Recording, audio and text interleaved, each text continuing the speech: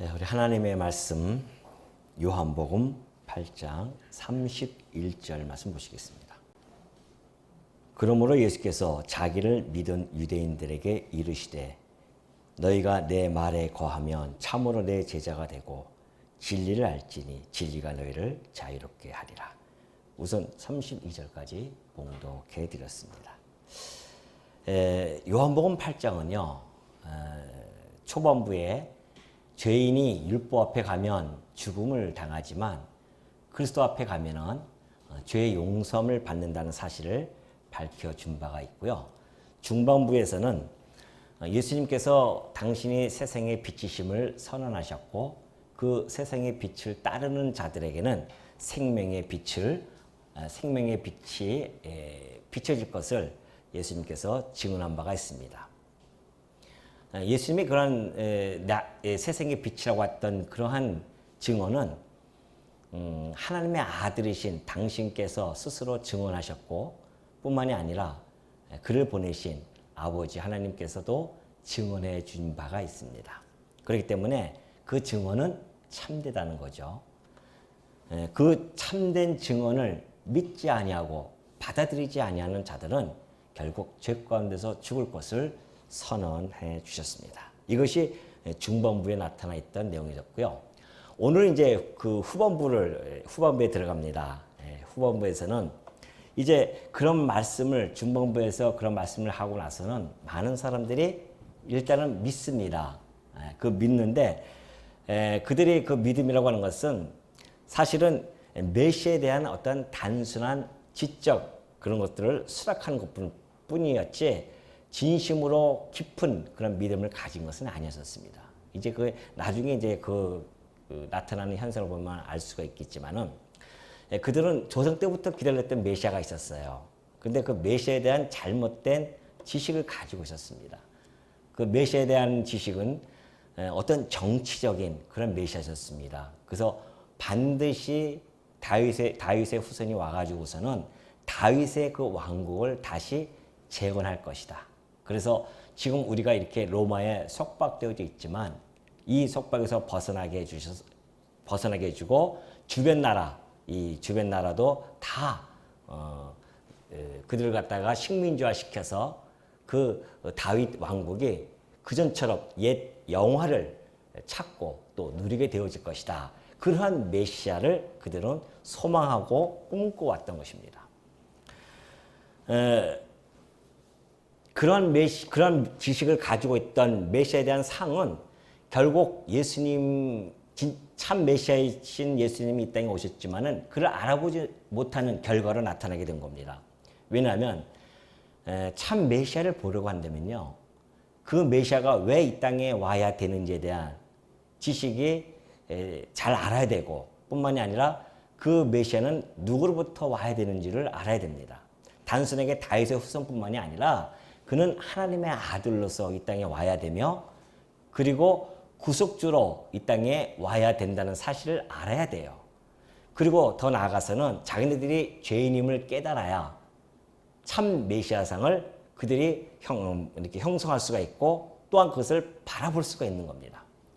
그러니 메시아가 와도 예수님이 이 땅에 와도 그들이 받아들이지 못하는 것은 바로 그러한 것이 가로막혀 있기 때문에 예수님을 진정으로 받아들이지 못했던 것을 잘 알고 있습니다. 자, 예수님은 그래요. 그런 믿는 자들에게 지금 말씀해 주고 계시는데 그들이 가지고 있는 그 믿음에 얄팍하면서 한 걸음 더 진일보 되어진 것을 요구하는 겁니다. 다시 말해서 너희 앞에 있는 그 메시아가 너희들이 생각하는 그런 정치적인 메시아가 아니라 너희들의 근본적인 문제를 해결해 줄 수 있는 다시 말해서 구속주로서의 그 메시아임을 너희들이 알아야 된다는 겁니다. 그것이 이제 후반부에서 하나하나 밝혀지는 겁니다. 31절의 내용이 바로 그 내용이에요. 예수께서 자기를 믿은 유대인들에게 이렇게 말씀하고 계십니다. 너희가 내 말에 거하면 참으로 내 제자가 된다는 겁니다.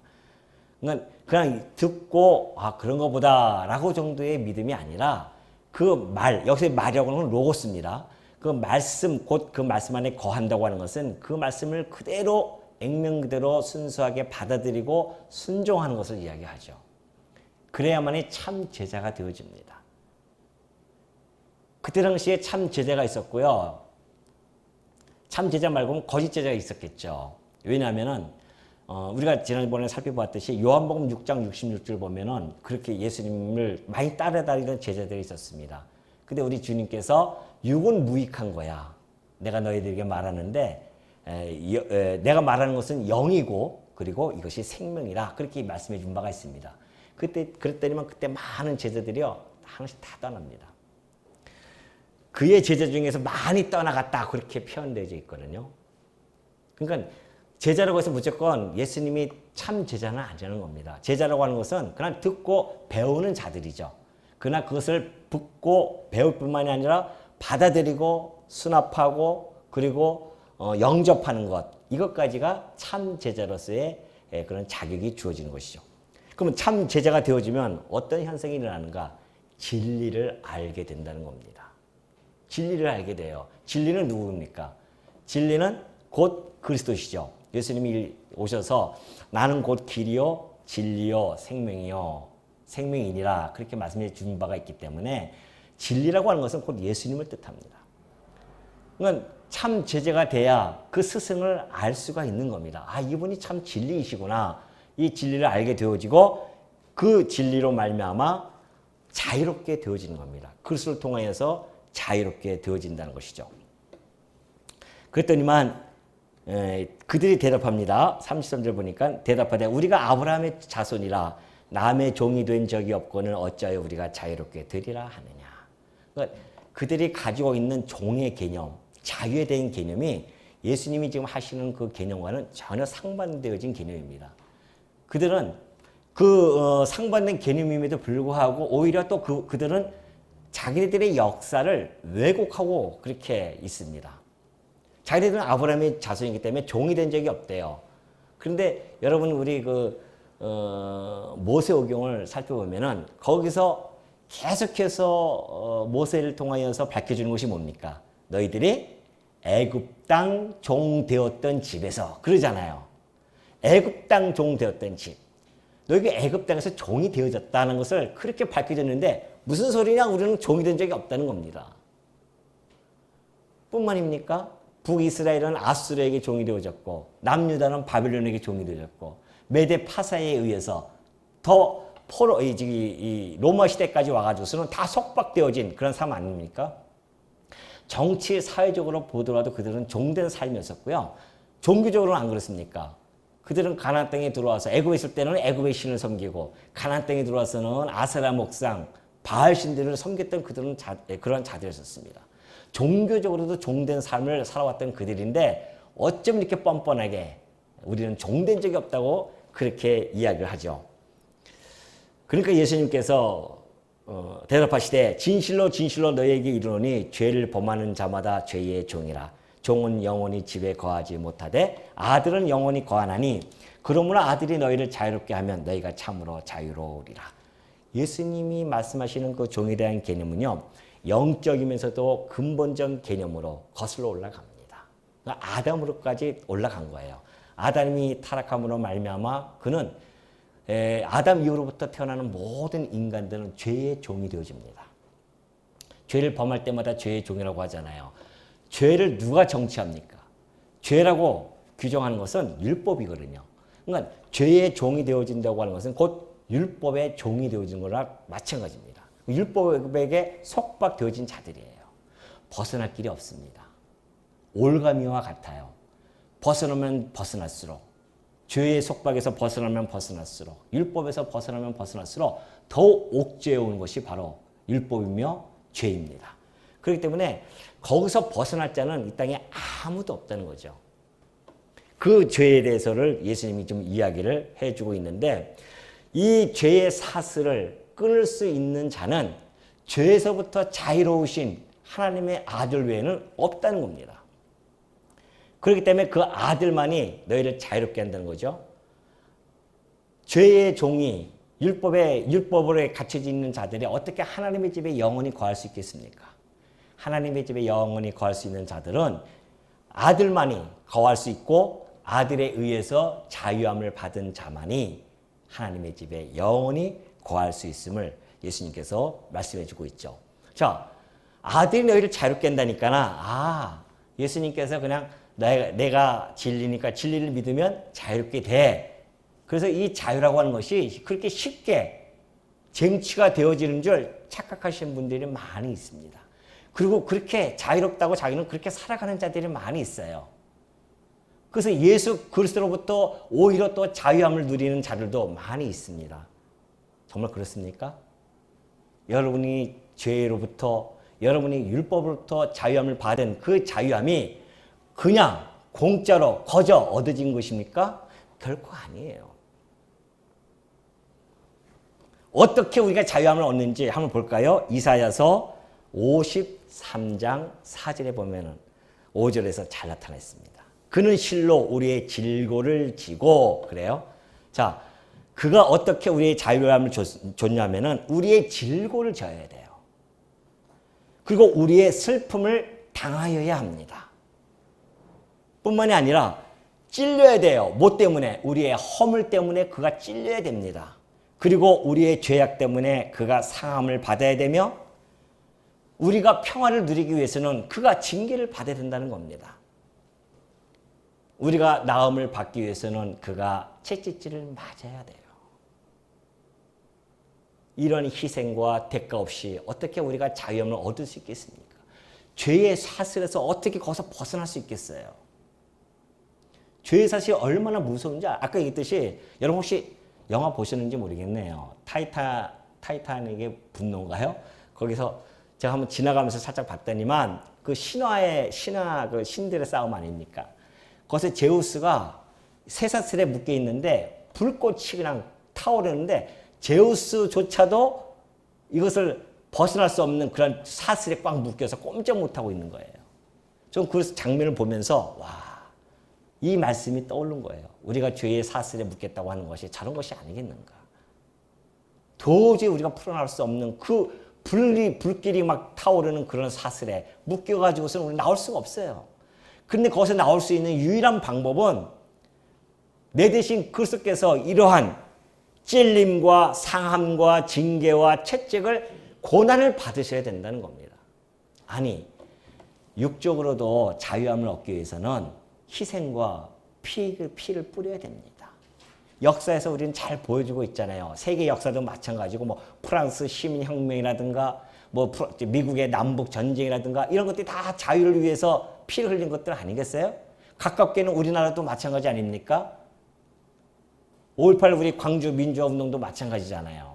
거기서도 수많은 사람들이 피를 흘리고 그래서 민주화가 지금 우리나라가 이만큼 자유를 누리는 것도 우리 선배들의 그런 민주화 운동, 희생과 피를 흘림으로 말미암아 쟁취되어진 자유로움입니다. 그렇다고 한다면 육신의 그러한 자유함을 누리는 것도 그러할지언데 영원한 죄로부터 자유함을 누리는 건데 그냥 공짜로 되어지겠냐 말이죠. 하나님의 아들 외에는 방법이 없었습니다. 그래서 하나님의 아들이 와서 내 대신 이런 엄청난 고난을 그가 받으신 겁니다. 그 그리스도의 희생 제물과 그리스도의 피값으로 말미암아 우리가 자유함을 얻은 거예요. 그런데 우리 주 예수 그리스도를 그러한 예수 그리스도를 설렁설렁 믿으시렵니까? 적당히 그렇게 믿으시렵니까? 우리 주님을요?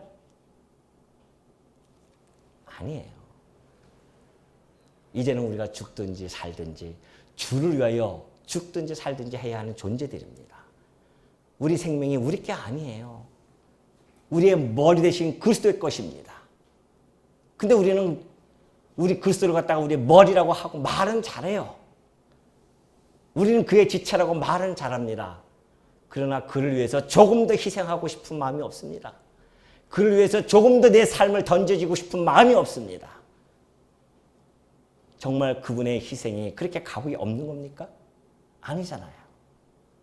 우리는 날마다 그리스도의 그 나 대신 내가 이 자유함을 누리는 것이 지금 어떠한 대가에 의해서 자유함을 누렸는지를 여러분들이 날마다 상고하지 아니하면 만약에 그것을 잊어버렸다고 한다면 다시 한번 주님 앞에 와서 십자가 앞에 와서 무릎을 꿇으셔야 됩니다. 혹시 여러분의 신앙이 나태해졌다고 한다면 십자가 앞에서 무릎을 꿇어야 되죠.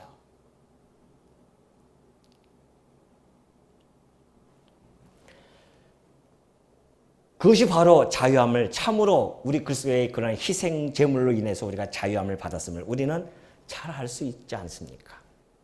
그래서 우리 주님께서는 여자에게서 나가셔서는 율법 아래 나신 겁니다. 왜? 율법 아래 있는 우리들을 속량해 주시려고. 그래서 우리들로 하여금 하나님 아들로 삼게 해 주시려고. 아버지의 명분을, 아들의 명분을 얻게 하기 위해서. 당신의 그리스도의 영이, 아들의 영이 와서 우리로 하여금 들어오고 우리는 그로 말미암아 하나님을 아빠 아버지라 부를 수 있도록 그런 명분을 주기 위해서 이 땅에 오신 거란 말이죠. 그러면서 이제 37절부터 40절 보면은 아브라함의 참 자손 판별법이 나옵니다. 그러니까 그들이 이렇게 이야기해요. 나도 너희가 예수님이 그래. 나도 너희가 아브라함의 자손인 줄 아노라. 그들은 아브라함의 자손에 대한 그 선민 사상이 얼마나 대단한지 모릅니다. 그러나 내 말이 너희 안에 있을 곳이 없으므로 나를 죽이려 하는도다. 나는 내 아버지에게서 본 것을 말하고 너희는 너희 아비에게서 들은 것을 행하느니라. 대답하여 이르시되 우리 아버지는 아브라함이라 하니 예수께서 이르시되 너희가 아브라함의 자손이면 아브라함이 행한 일들을 할 것이거늘 지금 하나님께 들은 진리를 너희에게 말한 사람이 나를 죽이려 하는도다. 아브라함은 이렇게 하지 아니하였느니라. 아브라함의 자손은요 육적으로 이루어지는 것이 결코 아닙니다. 아브라함 자손인지 아닌지를 판별할 수 있는 유일한 방법이 하나 있습니다. 그것은 진리 대신 그리스도, 하나님의 아들이신 그리스도를 영접하느냐 배척하느냐에 따라서 확연하게 갈라집니다. 육신으로 아브라함 자손은 아니에요. 우리 주님이 말씀하셨잖아요. 육은 무익한 거야. 내가 너희에게 말하는 것은 영이란 말이죠. 생명이라는 것입니다. 너희들이 아무리 아브라함 자손이라고 해도 하나님께서는 아브라함 자손도 돌들로 아브라함 자손도 만들 수 있는 분이야. 그것이 너희의 혈통으로 아브라함 자손이 뭐 대단한 것 같아도 아니라는 겁니다. 육적 자손은 무익하고요. 영적 자손만이 생명이라는 것을 우리 주님이 잘 가르쳐주고 있죠. 아브라함이 만약에 너희들이 아브라함의 자손이라고 한다면 나를 배척하면 안 된다는 겁니다. 하나님의 아들을 영접해야 돼요. 아브라함은 그렇게 하지 않았단 말입니다. 왜? 아브라함은요. 어느 날 이렇게 앉아있다가 천사들, 하나님 여호와께서 보내신 천사가 있었습니다. 세 명이 딱 사람 모습으로 나타났어요. 얼마나 반갑게 그를 맞이했습니까? 그들을 얼마나 반갑게 맞이했어요. 그 천사들을. 부지 중에 그가 비록 천사를 맞이했지만은 그들이 하나님이 보내신 천사인 줄 알고 얼마나 기뻐했냐 말이죠. 하물며 아브라함은 자꾸 하나님이 보신 천사들을 그렇게 기쁘게 맞이했는데 영접했는데 하나님의 아들이 왔는데 영접을 안 해요? 그러니 너희들은 아브라함의 자손이 아니라는 겁니다. 아브라함의 자손은 아브라함이 했던 일을 행하는 것이 아브라함 자손 아니겠냐 말이죠. 아브라함은 믿음과 순종의 길을 갔지만은 너희들은 아브라함의 발자취를 따르지 않을 뿐만이 아니라 불신과 불순종의 길을 간 걸 보니 그러면서도 너희가 아브라함을 너희들의 조상이라고 하니 얼마나 이율배반적인 이야기입니까? 그거 아니다는 겁니다. 아브라함의 자손은요. 예수 그리스도를 믿어야 됩니다. 그래서 아브라함은 믿는 자의 조상이 되어진 겁니다. 여러분 창세기에서 여러분 공부하셨지만은 열조에 대한 언약이 있습니다. 아브라함에게 한 약속, 이삭에게 한 약속, 그리고 야곱에게 한 약속이 있습니다. 이것이 야곱에 보면은 언약의 계승이라고 그렇게 이야기하지만 단순 반복의 계승이 아닙니다. 특징이 있어요. 아브라함에게 했던 약속의 특징과 이삭과 야곱에 한 약속에 대한 특징이 있어요. 아브라함은요. 열국의 아비가 되어질 것을 약속했습니다. 열국의 아비는요. 모든 민족의 조상이 된다는 이야기입니다. 열국의 아비가. 그러니까 지금 육적으로도 그래요. 이스라엘 민족들도 아브라함이 우리 자기 조상이라고 그러고 이스마엘 후손들도 아랍인들도 아브라함이 자기네 조상이라고 합니다. 육적으로도 이루어졌지만은 그러나 더 나아가서는 사실은 하나님께서 아브라함에게 한 그 약속은 영적인 약속이었단 말입니다. 모든 민족, 즉 이방인이나 유대인이나 아브라함이 조상이 되어질 것. 무엇을 통해서? 믿음을 통해서. 그래서 믿음의 조상이 되어지는 겁니다. 그것이 아브라함에게 했던 약속이었어요. 이삭의 약속은 다릅니다. 이삭은 큰 사람이 작은 자를 섬길 거야. 내가 야곱은 사랑했고 에서는 미워했어. 거기서 선택, 유기에 대한 약속을 해준 겁니다. 야곱의 약속에는 이스라엘 이름을 바꿔주면서 하나님의 택한 백성들의 생육 번성을 약속해 주었어요. 다릅니다. 그거. 단순 반복의 계승이 아니었다는 그 이야기죠. 그러니까 아브라함에게 했던 약속은 모든 민족에게 조상이 되어지는데 그 민족의 조상의 방식은 믿음으로 말미암아. 누구를? 예수 그리스도를 믿음으로 말미암아 아브라함의 자손이다. 그러니까 바울이 너무나 잘 이야기해주고 있지 않습니까? 믿음으로 말미암은 자들은 아브라함의 자손인 줄 알아라. 그리스도의 것이면 곧 아브라함의 자손이다. 그렇게 예수님께서 바울이 갈라디아 성도들에게 그렇게 편지를 해서 힘주어 얘기한 바가 있습니다.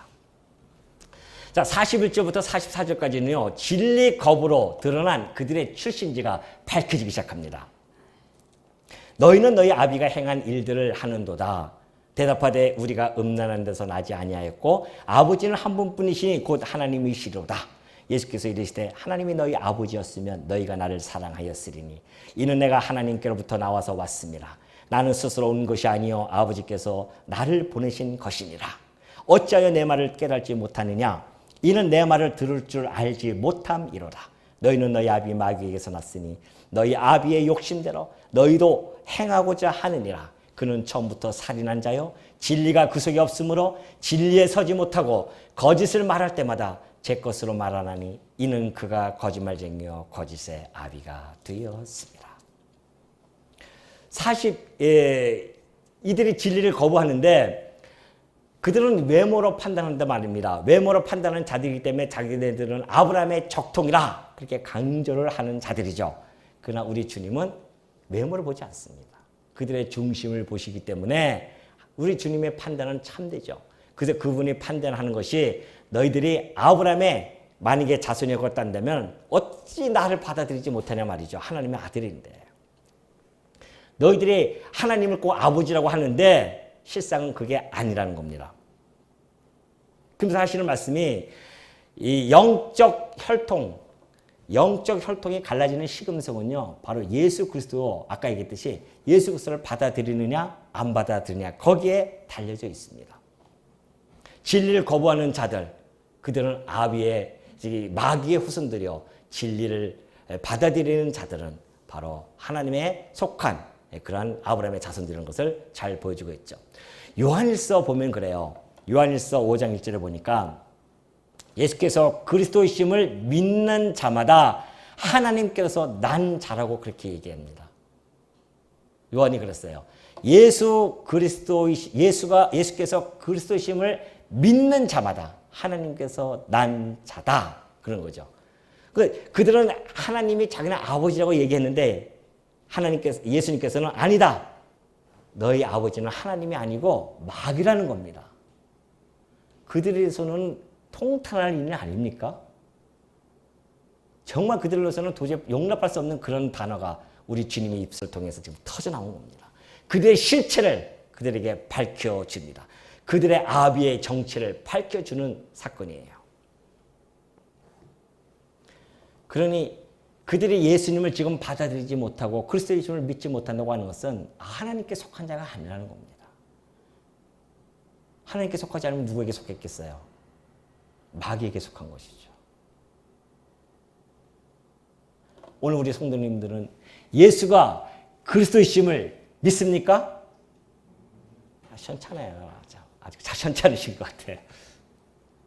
믿습니까? 하나님께 속한 자이심이 분명합니다. 찬송할 일이 아니겠어요?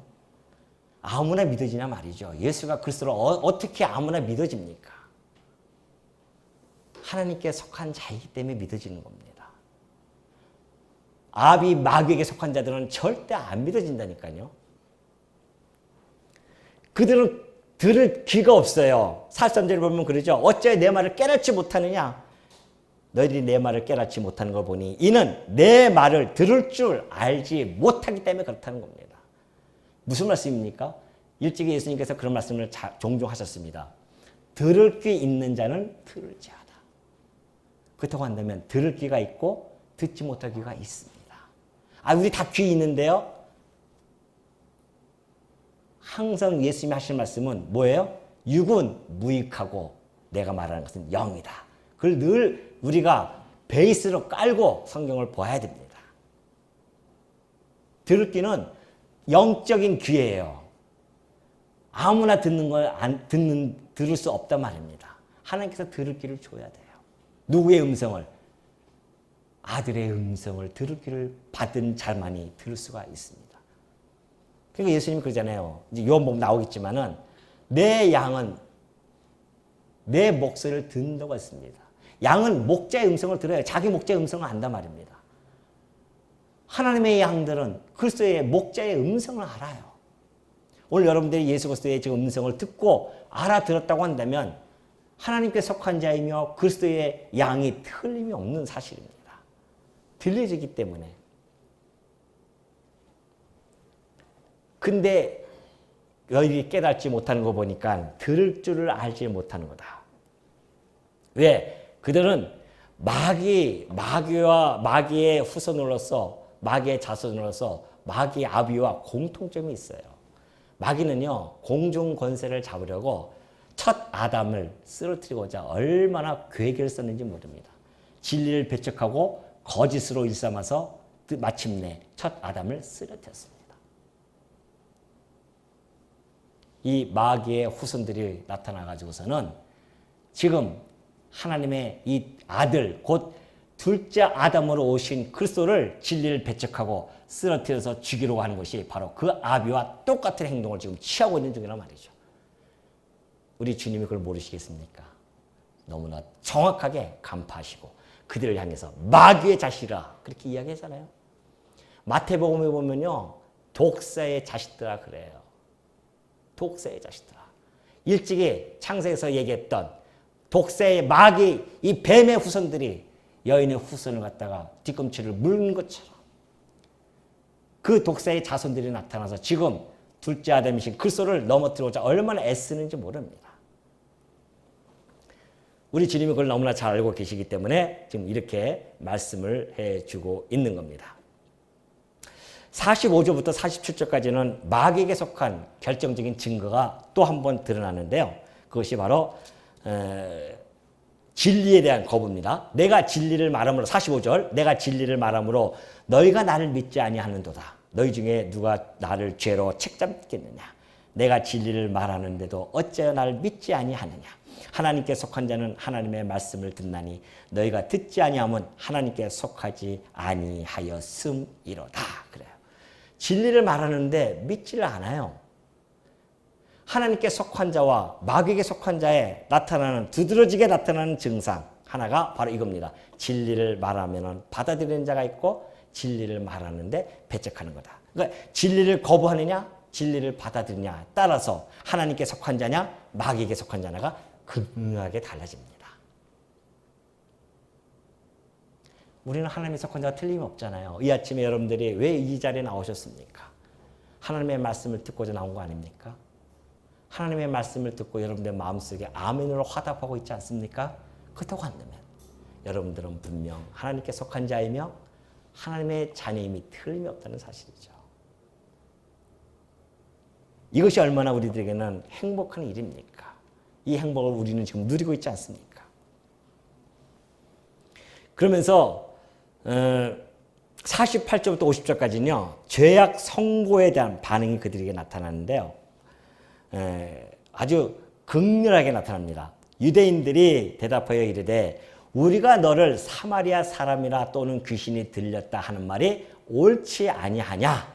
예수께서 대답하시되 나는 귀신 들린 것이 아니라 오직 내 아버지를 공경함이거늘 너희가 나를 무시하는도다. 나는 내 영광을 구하지 아니하나 구하고 판단하시는 이가 계시니라. 그래요. 자, 그들의 정체를 예수님이 딱 밝히셨어요. 너희 아비는 마귀다.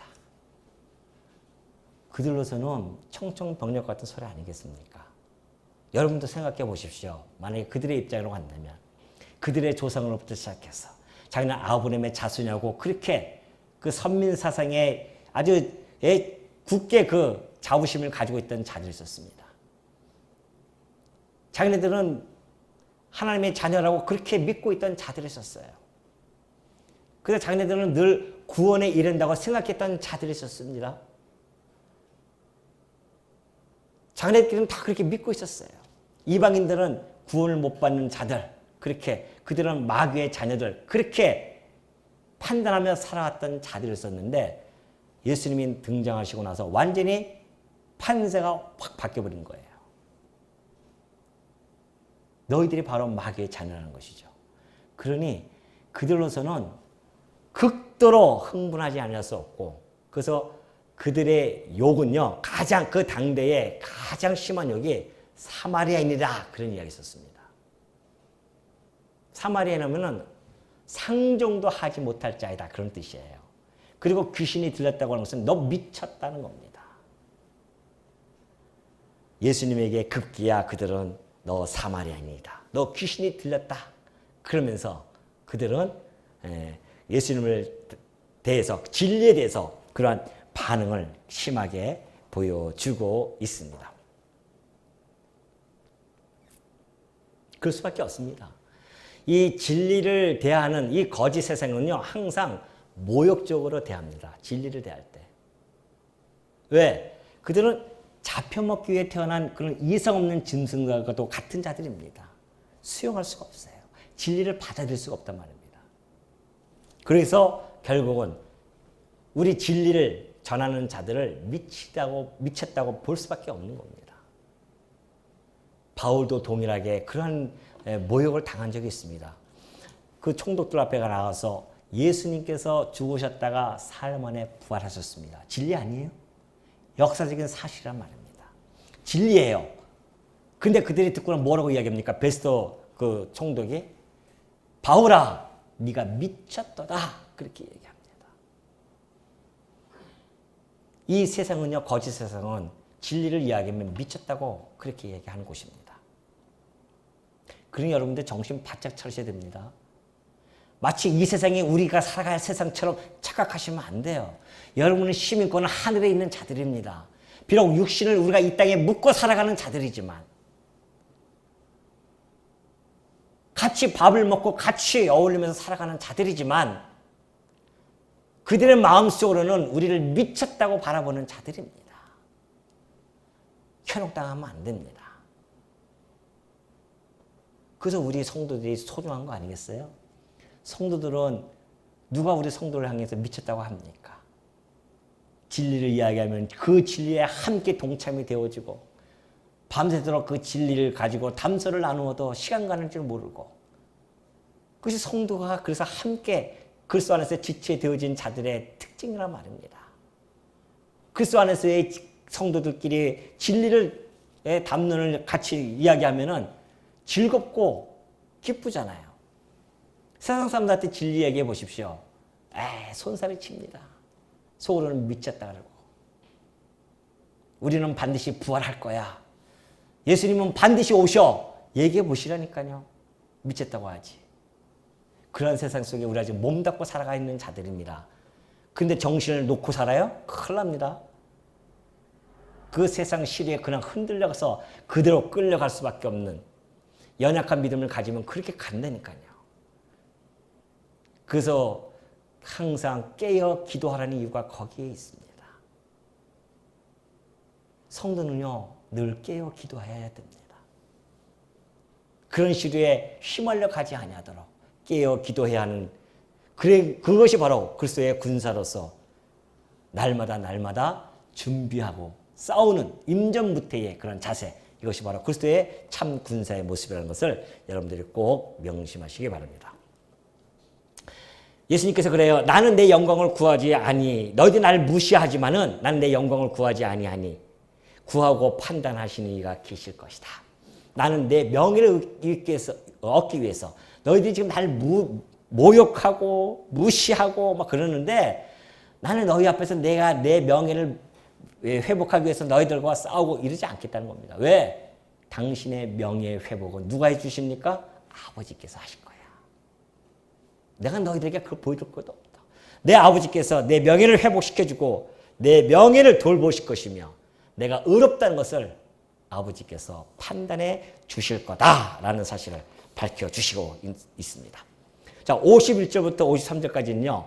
신자의 특권이 드디어 나타납니다. 진실로 진실로 너희에게 이르노니 사람이 내 말을 지키면 영원히 죽음을 보지 아니할 것이다. 이게 신자의 특권 아니겠어요?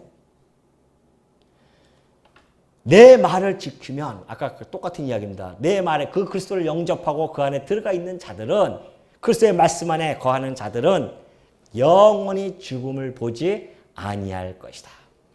예수를 받아들인다고 하는 것은 죽음에서 벗어나서 하나님과 영원하신 하나님과의 관계가 회복되어지는 것을 말합니다.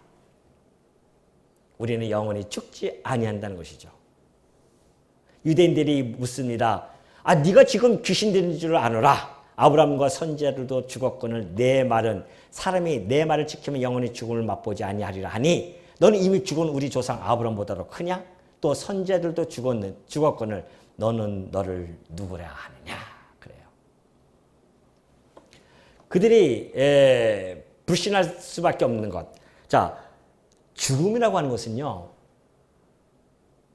신자가 되어지면 예수를 그리스도를 영접한 자들은 죽음에 대한 개념이 달라집니다. 우리는 죽은 게 아니라 바울이 얘기했듯이 그리스도 안에서 잠자는 자들이에요. 그 바울이 표현했듯이 그리스도 안에서 잠자는 자다. 그 잠자는 자들의 첫 열매가 되셨다. 그렇게 예수님이 부활하신 사건을 가지고 그렇게 평가를 했지만은 설명해 주었지만은 우리는 잠자는 자들이에요. 그리고 사실은 아브라함도 죽은 것이 아니죠. 이들은 아브라함이 죽었다고 하지만은 그러나 예수님이 일찍이 말씀해 주었듯이 너희들이 이 말을 듣지 못했느냐, 읽어보지 못했느냐 말이죠. 무엇을요? 하나님은 아브라함의 하나님, 이삭의 하나님, 야곱의 하나님이라고 하지 않았느냐. 하나님은 죽은 자의 하나님이 아니라 산 자의 하나님이라는 것이죠. 그러니까 이미 아브라함과 이삭과 야곱도 육신적으로는 죽었다고 인정이 되어지지만 죽은 것이 아니라 사실은 잠든 것이고 왜? 오실 메시아를 바라보면서 그들이 죽었기 때문에 그들은 이미 그리스도 안에 있는 자들이고 그래서 어떻게 됐어요? 잠자는 자들입니다. 그리고 낙원에서 이미 그들은 살아서 지금 현재 살고 있는 자들이고요. 근데 이미 그들은 우리 조상들이 다 죽었는데 네가 어떻게 아브라함보다 더 클 수 있겠느냐 그렇게 이야기합니다. 우리가 육신적인 죽음만뿐만이 아니라 둘째 사망도 벗어난 자들이죠. 그죠? 우리 신자들은 둘째 사망도 이미 벗어난 자들이에요. 예수 그리스도 안에 거하는 자들은 이 다음에 죽어서 가봤더니만 둘째 사망에서 벗어난 것이 아니라 이 시점에서 우리는 이미 둘째 사망에서 벗어난 것을 믿고 살아가는 존재들입니다. 그리고 우리 영원히 죽음을 보지 않는 거예요. 그리스도를 믿는 자들은. 이것이 신자들의 특권 아니겠어요? 그리스도를 배척한 자들은 영원한 죽음에 처하지만은 우리는 영원한 생명에 거한다는 거죠. 바리새인들은 또 어리석은 질문을 던집니다. 아니 영생을 할 수 있는 자만이 영생을 줄 수 있는데 너도 죽을 자인데 그런 이야기죠. 내가 어떻게 네가 이미 죽은 아브라함보다 더 클 수 있겠느냐? 영생을 줄 수 있겠느냐? 그런 이야기죠.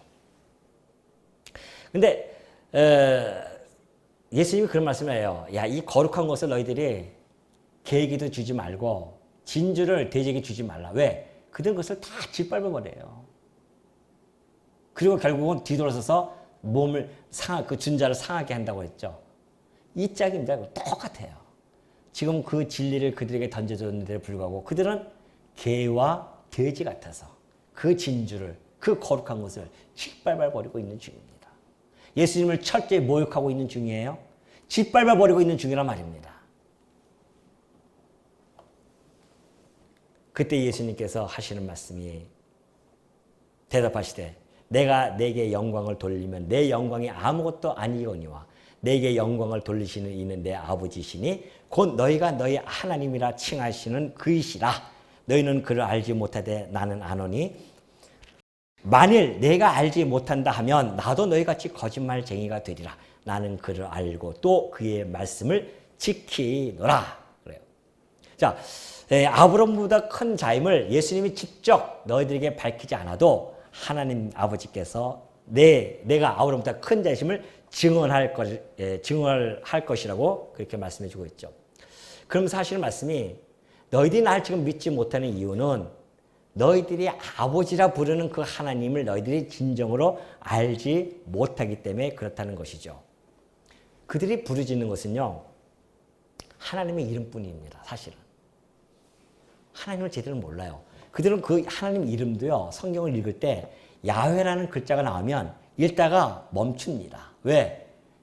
여호와께서 그의 이름을 망령되이 일컬지 말라고 했기 때문에 괜히 읽다가 망령될까 봐. 그런 의미도 아닌데 그렇게 해가지고서는 읽다가 야훼만 나면 멈칫하고 그냥 지나갑니다. 그 정도의 지식을 가지고 하나님을 아버지를 할 수 있겠냐 말이죠. 그들은 하나님의 본질도 몰라요. 삼위일체이신 하나님이 모든 민족의 하나님이라는 사실을 모르고 있는 자들이에요. 그러니까 하나님은 자기네들의 하나님이라고 착각하고 있는 거죠. 아브라함의 조상들, 아브라함의 후손들에게만 하나님이시다. 그렇게만 생각하고 있는 자들이에요. 하나님의 본성을 또 알겠습니까? 하나님이 육신이 되어 이 땅에 오신다는 것도 모르는 자들입니다. 하나님의 뜻도 모르는 자들이에요. 하나님의 뜻은 하나님의 아들 이 땅에 보내서 구속주로 보내가지고서는 그들을 구원해 주는 건데 그 뜻도 몰라요. 겨우 생각했던 것은 그냥 정치적인 메시아를 받아들여서 그냥 살고 있는 그 당대의 행복감을 누리는 것, 그 정도의 지식을 가지고 하나님을 안다고 하니 예수님께서 뭐라고 하십니까? 너희는 그를 알지 못한다. 그러나 나는 안다는 것이죠. 내가 그 하나님 아들인데 내가 만약에 하나님을 모른다고 하면 나는 거짓말쟁이가 되는 것이다. 나는 그를 알고 또 그의 말씀을 지키노라. 그러면서 56절부터 마지막 59절까지는요. 예수님의 본질을 밝혀줍니다. 너희 조상 아브라함은 나의 때 볼 것을 즐거워하다가 보고 기뻐하였느니라. 유대인들이 이르되 내가 아직 50세도 못 되었는데 아브라함을 보았느냐? 예수께서 이르시되 진실로 진실로 너희에게 이르노니 아브라함이 나기 전부터 내가 있느니라 하시니 그들이 돌을 들어 치려 하거늘 예수께서 숨어 성전에서 나가시니라. 본질을 얘기하니까 신성모독을 해가지고 돌을 치려고 합니다. 그들이. 예수님이 성전에서 숨어서 나가시죠. 자, 아브람보다 큰 자임을 누가 증명할까요? 예수님이 아브람보다 큰 자임을 누가 증명해요? 물론 하나님이 증명해 나가시지만 이 본문에서는 아브라함 자체가 증명해 간다는 겁니다. 아브라함이 증명해 줬어요. 어떻게 해요?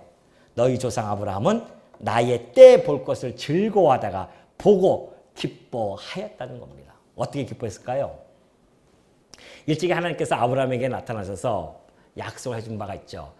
내가 너희 아기도 하나도 없었어요. 100세가 다 돼갑니다. 그때에 사라가 내게 아들을 낳을 것이다. 근데 그의 이름을 이삭이라 하라고 그렇게 약속을 해줍니다. 그러면서 내가 그 이삭과 언약을 세울 것인데 이삭의 후손에게 영원한 언약이 될 거야. 그렇게 얘기하십니다. 아브라함은 아니 이삭을 주는 것도 황송할지언데 그 이삭의 후손이 영원한 언약을 세운다는 겁니다. 무슨 언약?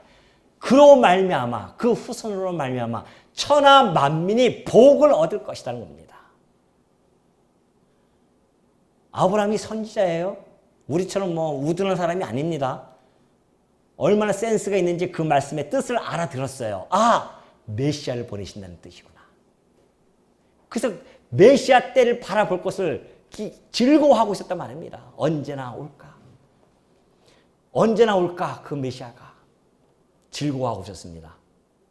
근데 그 즐거움은 메시아가 온다고 하는 것은 곧 그의 아들 이삭을 낳았을 때에 메시아가 온다는 믿음이 확고하게 세워지는 겁니다. 그래서 그 즐거워하는 거예요. 그 때를 바라보면서 즐거워했는데 마침내 그 때를 본 거예요. 뭐예요? 아들 이삭이 나왔단 말입니다. 불가능한 가운데서 나왔어요. 아들 이삭을 받아줍니다. 품에 안고 있습니다. 아브라함은 그 이삭을 바라보면서 앞으로 주어질 메시아의 약속이 그대로 보여집니다. 이삭을 바라보면서 누가 투영되었을까요? 메시아가 투영되어진 겁니다. 또 이삭이 죽다 살아나지 않습니까? 아모리산에서 제물로 죽기를 하다가 살아났잖아요. 그걸 바라보면서 이삭을 바라보면서 메시아를 바라봤단 말입니다. 그러니 이삭을 바라보며 메시아가 오실 것을 그는 믿고 기뻐했다는 거예요. 아브라함은 끊임없이 메시아를 기다렸고 그걸 바라보면서 죽었고 기쁨으로 죽은 자입니다. 그러니 아브라함이 내 때를 보고 즐거워했고 나를 보았다는데 얼마나 아브라함이 너희들에게 증명해 줄 것이다. 그러니까 그들이 또 묻습니다. 아니 내가 50도 안 됐는데 아브라함을 네가 보았느냐. 이런 우매한 질문이 들어갈 수밖에 없죠. 왜? 아까 얘기했듯이 그들은 누구예요? 네? 잡혀먹기 위해 태어난 이성 없는 짐승과도 같은 자들이기 때문에 그들이 어때 메시아를 알아볼 수 있겠습니까? 여러분들이 메시아를 알아봤다고 하는 것은 여러분의 이성은 짐승 같은 이성이 아니에요. 이미 여러분들은 거듭났기 때문에 중생된 이성으로서 메시아를 알아보게 되어진 것이고 메시아의 말씀이 들려오는 것입니다. 그 자리에 앉았다고 하는 것이 얼마나 복된 자리인 줄 아십니까? 예수님이 드디어 밝히십니다. 진실로 진실로 너에게 이르노니 아브라함이 나기 전부터 내가 있느니라. 여러분 여기서 내가 있느니라 이 단어는요 현재형입니다. 어제나 오느니라 여전히 내일이나 변함없이 나는 항상 스스로 존재한 하나님이다 라는 사실입니다. 아브라함을 어디다 대고 비교합니까?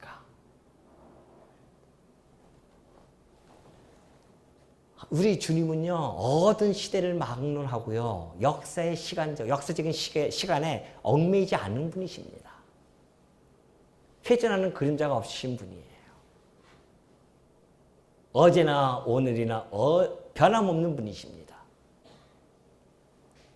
비록 이 세상에 공생애로 오셔서 세상을 짧게 사셨지만은 그러나 그는 하나님의 아들로서 영부터 계신 분이었습니다. 그렇다고 한다면 우리도 이 땅에 와서 60, 70년 짧은 생애를 살지만은 그리스도와 연합되어진 지체라고 한다면 우리도 그와 더불어서 영원토록 살 수 있지 않겠냐 말이죠. 예수님이 지금 계속해서 그걸 그들에게 증거해 주는데 그들은 받아들이지 못하고 있습니다. 사랑하는 여러분, 성도 여러분, 오늘 이 말씀 속에서 우리는 무엇을 바라보고 무엇을 느끼셨습니까? 예수 그리스도를 믿고 연합되어진다는 것이 도대체 무슨 의미입니까? 죄의 종으로부터 우리는 자유함을 얻는다는 이야기입니다. 죄의 종으로부터 자유함을 얻었다고 하는 것은 곧 믿음으로 말미암은 아브라함의 후손, 자손이라는 뜻이었고 그 아브라함의 자손들은 영원히 죽지 아니하는 그러한 영생을 얻는 자들입니다. 그렇다고 한다면 우리도 역시 그리스도 아브라함처럼 그리스도의 때를 즐거워하면서 그 때를 보고 기뻐했던 아브라함처럼 아브라함의 후손이기 때문에 우리도 여전히 우리 예수 그리스도의 오신 것을 우리는 즐거워하고 살아가고 있는 자들이고 앞으로 오실 메시아를 바라보면서 소망하면서 즐거워하면서 살아갈 자들이 아니겠습니까? 그리고 마침내 그의 재림 때에 우리는 기뻐하며 그를 맞이할 것이 분명하다고 한다면 이 땅에 살아가시면서 그 어떠한 삶이 우리에게 주어진다 할지라도 결코 낭망하지 말거나 낭망하지 않거나 낭망하거나 절망하거나 그러지 아니하고 주의 재림을 바라보시면서 그가 내게 행했던 그 희생을 우리 마음속 깊이 간직하시면서 그의 이름을 마음껏 찬송하며 살아가시는 우리 성도님들이 되어지시기를 당부드립니다.